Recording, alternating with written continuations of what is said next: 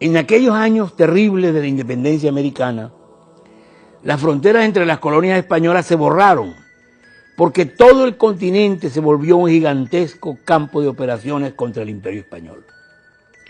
Los argentinos llevaron la lucha a Chile, Perú y el Alto Perú.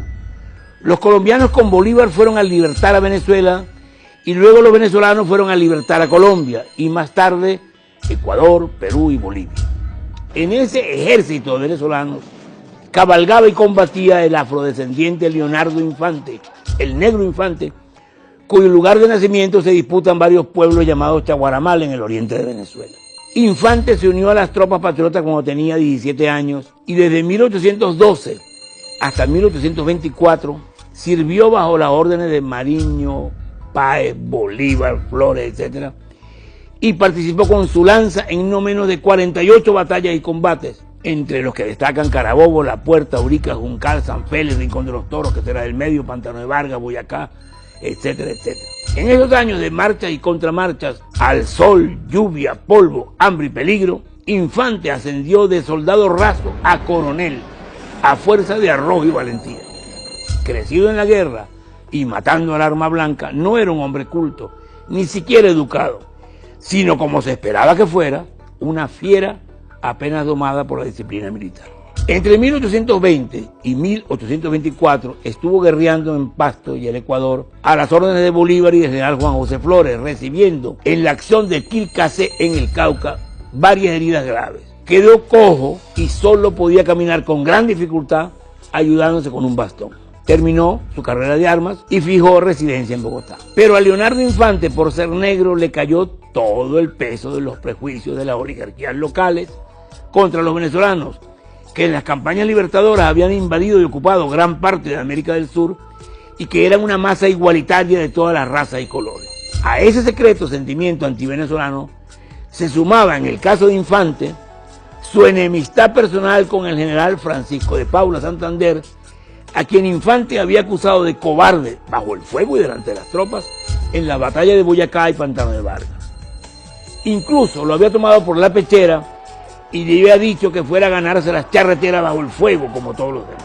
Infante no era el primero ni sería el último que acusaba a Santander de timorato. Camilo Torres, prócer civil de la independencia, lo llamaba cobarde. Pero el Negro Infante lo proclamaba en voz alta por los barrios de Bogotá cuando Santander ya era vicepresidente de Colombia, mientras Bolívar combatía a los realistas de Ecuador y Perú durante la victoriosa campaña del sur.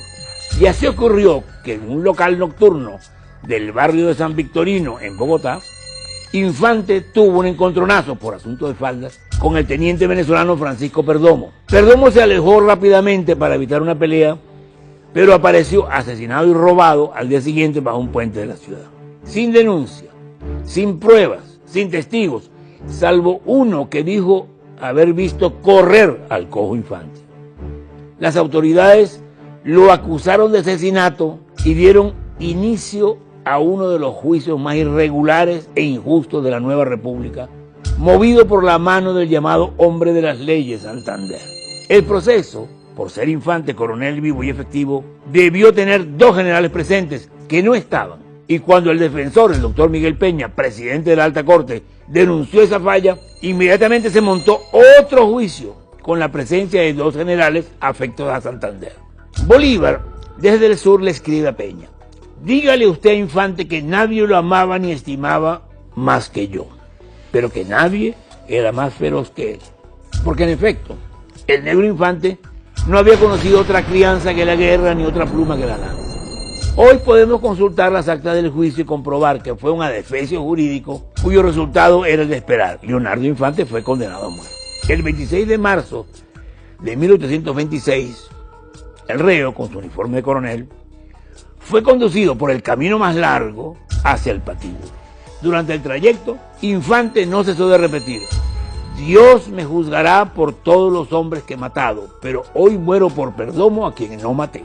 Al pasar frente a la Casa de Gobierno, según cuenta el escritor, historiador y testigo presidencial don José Manuel Grot, Santander se alejó del balcón por miedo a la lengua de Infante. Pero una vez que el condenado, valiente hasta el fin, fue fusilado, el vicepresidente Santander se llegó en uniforme y a caballo a la plaza donde, frente al cadáver, pronunció un discurso para rematar moralmente al muerto. Soldados de la República, ve ese cadáver, el gobierno le colmó de honores y recompensas, pero la ley descargó sobre él todo su vigor en el día en que, olvidando sus deberes, sacrificó alevosamente a un ciudadano. Este es el bien que ha conseguido Colombia después de su glorioso sacrificio, etc. Este gesto de Santander lo infama más como cobardía moral que la cobardía física que se le atribuye. Antes de morir, Infante advirtió: otros vendrán después de mí. Y en efecto, 2 años más tarde, el 25 de septiembre de 1828, unos conspiradores a las órdenes de Santander dieron un golpe de mano, asaltaron el Palacio de San Carlos para asesinar a Bolívar, quien se salvó de milagro saltando por una ventana. Tras un juicio, esta vez perfectamente regular, Santander fue condenado por traidor a ser degradado y fusilado por la espalda. A última hora, Bolívar le cambió la sentencia de muerte por destierro, magnanimidad que al final perjudicaría al Libertador, a la causa americana y a Colombia. Fue con la sangre de Leonardo Infante, víctima del racismo y el clasismo, que se firmaría la disolución de la Gran Colombia. El defensor Miguel Peña, por negarse a firmar la sentencia, fue suspendido de su cargo por 1 año.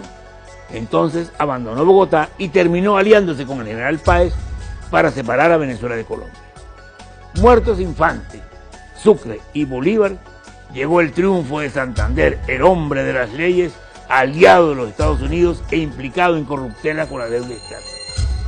Desde entonces, la sangre de los negros y los pobres aceitaría la máquina de dominación de la muy santanderista oligarquía colombiana en lo que sigue siendo, aún hoy, un doloroso misterio de la historia.